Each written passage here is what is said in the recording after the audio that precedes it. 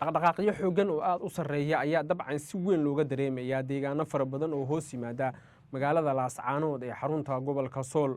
48 saac lasoo dhaafay milatariga maamulka waqooyi bari ayaa waxay sameeyeen howlgallo ka hortag ah oo ay ku difaacayaan magaalada laascaanood maadaama magaalada laascaanood dabcan ay martigelin doonto shirar aad u sarreeya oo ay ka qaybgeli doonaan madaxda dowladda federaalka ah ee Soomaaliya iyo xubno ka mid ah dowlad goboleedyada siyaasiyiin iyo wasiirro ka tirsan dowladda Soomaaliya amniga laascaanood ayaa dabcan si weyn loo adkeeyay waxaana la dareemayaa dhaqdhaqaaqyo xoogooda uu sarreeyo saraakiil sarsare oo ka tirsan ciidanka Somaliland ayaa waxay sheegeen in ay duqeyn doonaan magaalada laascaanood haddii xasan sheekh maxamuud halkaasi uu ka dago taasoo keentay in ciidamada BSF iyo ciidanka danab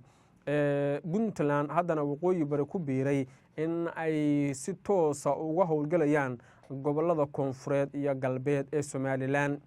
waxaa laga cabsi qabaa markii ugu horeysay inay gooda istaraan ciidanka danab iyo sidoo kale ciidanka BSF waxaana sidaas si lamid ah laga cabsi qabaa dagaalo qaraar oo halkaasi ka dhaca dowladda Soomaaliya ayaa si toos ah ula wareegtay ciidanka danab iyo sidoo kale ciidanka BSF waxaana saraakiisha aan la hadalnay ay tilmaamayaan in laga cabsi qabo dagaalo halkaasi ka dhaca laba sargaal oo muhiim ah oo ka tirsan ciidanka maamulka Somaliland ayaa waxay sheegeen in ay ka warqabaan dhaqdhaqaaqa ka socda magaalada laascaanood iyo deegaanada hoos yimaada saraakiishu waxay sheegeen in ay gacan bir ah ku qaban doonaan cid walba oo lagu tuhmo in ay ku lug leedahay ficilo foolfool xun oo laga soo warinayo inay ka dhaceen galbeedka iyo waqooyiga magaalada laascaanood ee gobolka sool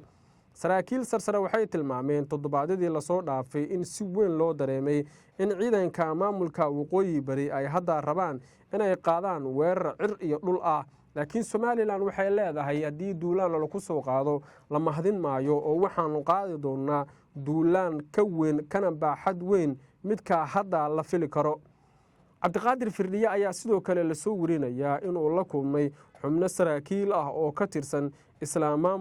maamulkiisa isagoo u sheegay inay diyaar noqdaan weliba ka feejignoodaan cid walba oo ay u arkaan inay caqabad ku tahay nabadooda iyo xasiloonidooda saraakiishu waxay sheegeen marka la eego cabdiqaadir firdhiye iyo feejignaantiisa in ay tahay mid aad u sarreysa oo waxaa xataa laga cabsi qabaa in cabdiqaadir firdhiye uu bixiyo amar ah in duulaan weyn lagu qaado magaalada Ceergaabo iyo deegaanada hoos yimaada beelweynta ciisana waxaa la soo warinayaa inay markaasi qabteen nin la sheegay in uu ahaa basaas kaasi oo lagu qabtay galbeedka gobolka Salal aaga magaalada lagu haye ninka la qabtay ayaa la soo warinayaa in uu ka shaqaynayay dana u gaar ah beelweynta Samaroon iyo sidoo kale Somaliland marka la qabtay ninkan wuxuu ku marmarsiyooday inuu yahay nin geel jira ah oo uusan ahayn nin dhib iyo wax kala toona u socday waxaana markii dambe la sheegay in ciidanka beesha ciise ay ka diideen oo ay xabsiga u dhaadhiciyeen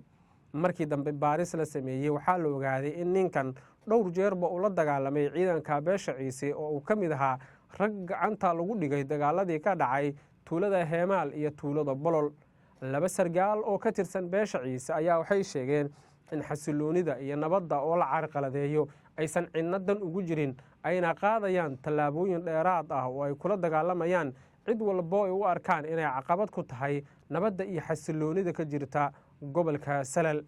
ciisaha iyo Samaroonku weli gooda ayay iskula jiraan waxaan moodaa dhaqdhaqaaqi ugu sarreeyay oo dhanka ciidamada inuu ka jiro xuduuda deegaanada la isku hayo waa Bolol Habaas iyo Xariida tuulada Heemaalna dagaalo ayaa ka dhacay dooxadaasi waxaa la sheegay in saraakiil ka tirsan beesha Samaroon lagu dilay walow beesha Samaroon ay beenisay in rag laga laayay haddana dagaaladii ugu dambeeyay dabcan waxa ku gacan sarreeyay beesha ciise waxaana cashir loo dhigay ciidankii beesha Samaroon sida uu sheegay sargaal sare oo ka tirsan beelweynta facaweyn ee ciise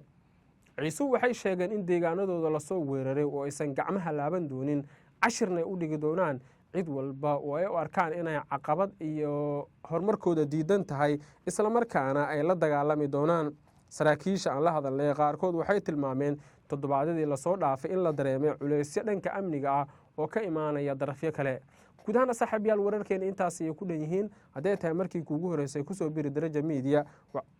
haddii tahay markii kuugu horeysay kusoo biri janalkan waa mahadsantahay saaxiib soo dhawow maalin wanaagsan